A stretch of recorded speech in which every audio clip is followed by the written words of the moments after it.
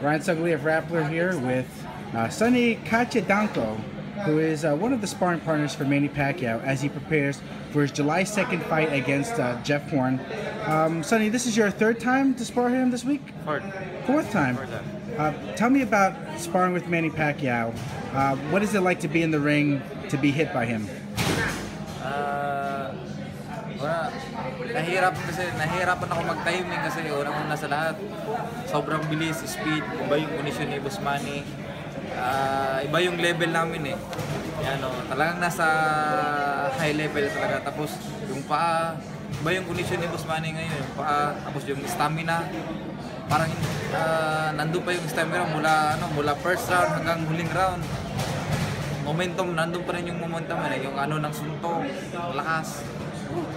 Pero masaya, excited kasi una sa lahat, pangarap ng sinumang boxer ang maka-Hispanic si Boss Manny, at saka ako isa na naka-Hispanic Boss Manny.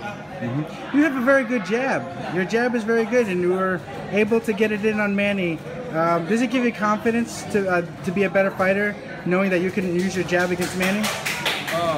Pero yun ang na jab, pero sinasabi kasi ng mga na first kailangan pumasok. Okay lang wag daw ako boxing. Kailangan pumasok na ako mag-pressure kasi si Horn baka mag-pressure doon para yung galaw ni Manny, yung niya makuha niya.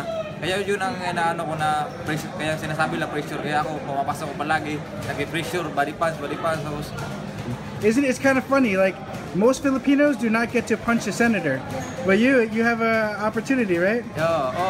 Siyempre, napaka sa akin kasi yung iba, kahit makapicture, inaano nila na pangarap nila yun eh. Pero ako, nakakasuntok ako kay Boss Manny. Nakakasuntok ako na senador, kaya sa akin, para sa akin, yung hindi ko pinangarap dati na mag-Hispanic with Boss Manny, makita, yun lang pangarap ko. Pero ngayon, naka-Hispanic ko pa, talagang, memorable sa akin. And what is your prediction for the fight between Pacquiao and Jeff Horn? How do you think it's gonna go? Manny Pacquiao. Kasi sinasabi nila kaya na si Boss Manny. Pero sabi lang yun.